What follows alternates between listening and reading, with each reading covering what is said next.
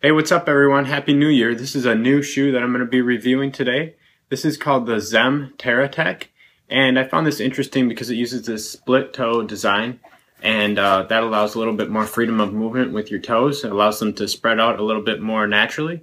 And so I ordered this, and I initially ordered the 10 because I was in between sizes. I'm a 10.5, and the 10 was just way too small. So I upgraded to the 11. And it's actually a little bit too big, but since they don't have half sizes, I'll just have to go with this. Initially putting it on barefoot without a sock, this material here is kind of rough, and up here it's rough. It's not really soft, and so you can feel that. So I'm gonna wear it with some socks and see how that goes. But there's basically hardly any cushioning. The only cushioning is this insole.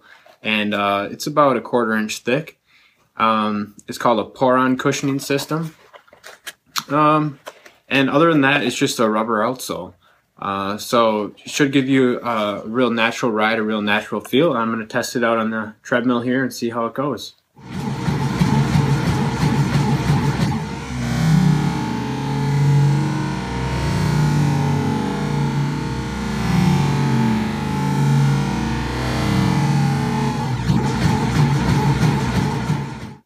Okay, so I just finished my run, and here are my thoughts so far about this shoe. Like I said, this material up here is pretty stiff and it's not very breathable.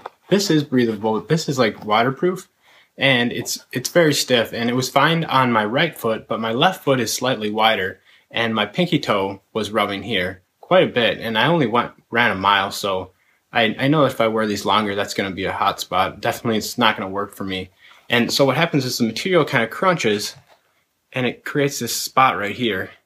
And if you compare it to something like the Vibram 5 Fingers that's shaped more like a foot, you can see why that happens. You see, this one, the pinky toe, really allows your feet to splay out naturally, whereas this one has a very, you can even see, look at that little pinky toe imprint there. It's slicing off. It's very rounded, or it's angular here, whereas something more natural is more splayed out.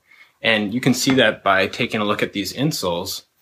So right here I have an insole from the Komodo Sport, and then the insole from the Zem booties. And if I put them on top of each other, you can see what's going on.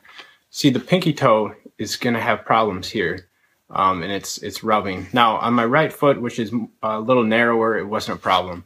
But if you have wide feet, let's see, if you can see where that pinky toe is going to rub right there, that could be problems for you. So it felt really good as far as foot placement and allowing me to use a natural foot strike. I really like that. There's no arch support, so it's extremely flexible, and I really appreciate that. A lot of minimal shoes even put in some arch support, which I don't like. So if you they have a few other models, and I'm gonna maybe try some of those out and see if they have any softer material up near the toe that won't cause that abrasion that I was getting.